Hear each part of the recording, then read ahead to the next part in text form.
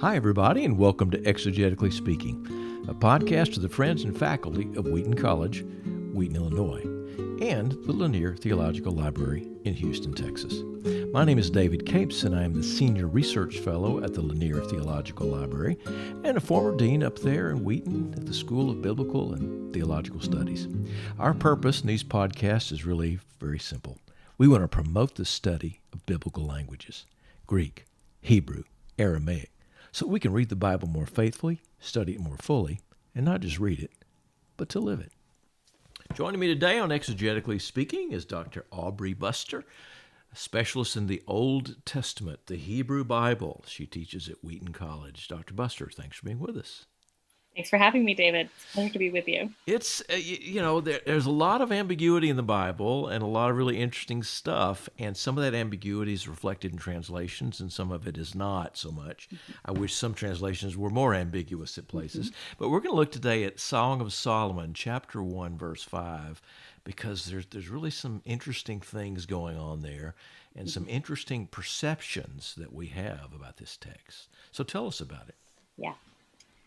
So one of the first words that you'll learn as a Hebrew student is the conjunction vove. This little conjunction has to do a lot of work. It is an ambiguous conjunction. It is used to signify both conjunctive meanings like and also disjunctive or adversative meanings like but or yet. And in many cases, this has to be determined contextually. Right.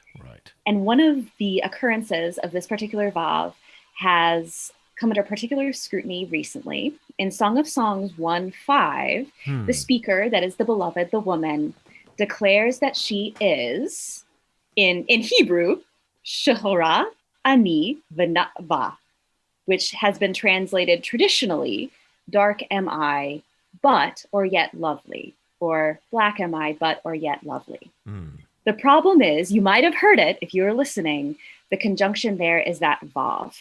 And that vov can signify but or and.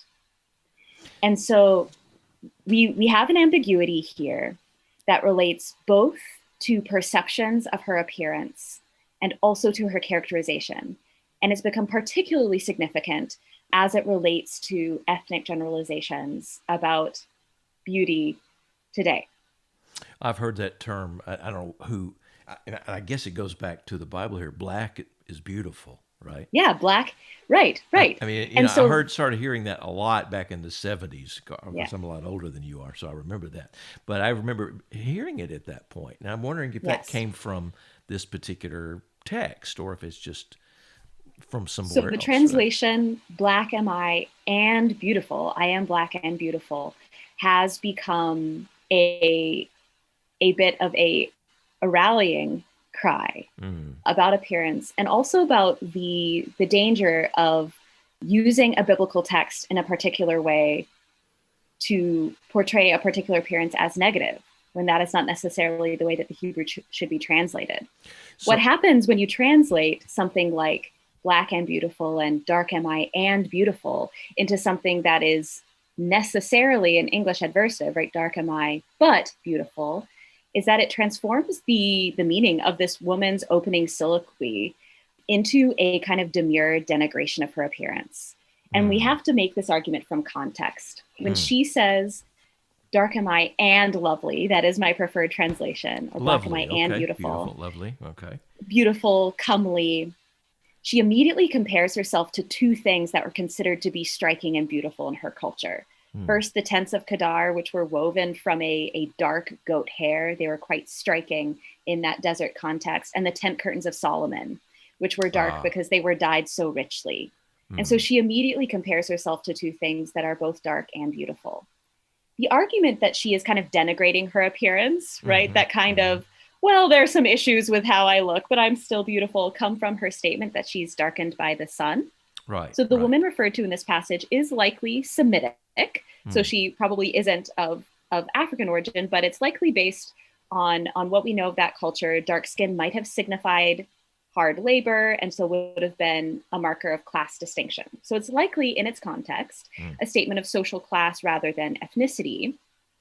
But the Hebrew vove opens up the possibilities of an affirmation of this Blackness that has been rightly celebrated by later reading communities, right? It becomes a statement of defiance against cultural prejudices, whether that relates to social class or whether that relates to ethnic distinctions.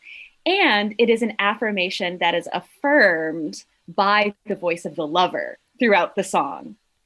So what is whether that's understood? The lover is either understood as a human lover, a person who is infatuated with this dark, lovely woman, or a voice which has been interpreted theologically, both in the Jewish and Christian traditions, as the voice of God. So once again, we've gotten a translational decision. It was the Vulgate's fault. The Vulgate renders the text adversatively. Nigra sum sed formosa, right? So black am I, but, or yet beautiful is the most standard interpretation of said. But the Hebrew grammatically opens up the possibility of an ambiguous reading, which only strengthens as we read the book, and her beauty is affirmed again and again. There have been a lot of questions about this book. Is it about the real lovers, real human lovers, who are of different classes? It's sort of like a Romeo and Juliet story in a sense. You know, maybe their parents didn't want them together or whatever it is, but those class distinctions were real. As real as just about anything that we would encounter in the modern world. Yes, but they are class distinctions that can either be embraced and internalized, or they can be fought against, as I think this woman does, as she comes to see herself in the eyes of the beloved and of the lover. And also the Song of Songs is a book that has the most female speech in the whole Hebrew Bible. You know, I've never thought of that. That's right. Yes. And so I think we should hesitate to take away the force of her speech during her opening soliloquy. Wonderful. And the Hebrew gives us the permission to do that. I'm glad I have permission, and we have permission to do that. Great word. Thank you so much, Dr. Buster, for being with us today here on Exegetically Speaking. Thanks to Silvio Vasquez, Rebecca Larson, and Krista Sanchez for helping us to produce this podcast. Thanks as well to Phil Keggy for our music.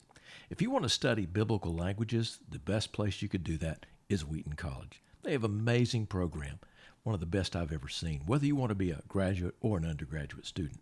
So go to the website, www.wheaton.edu, and look for modern and classical languages and get started today.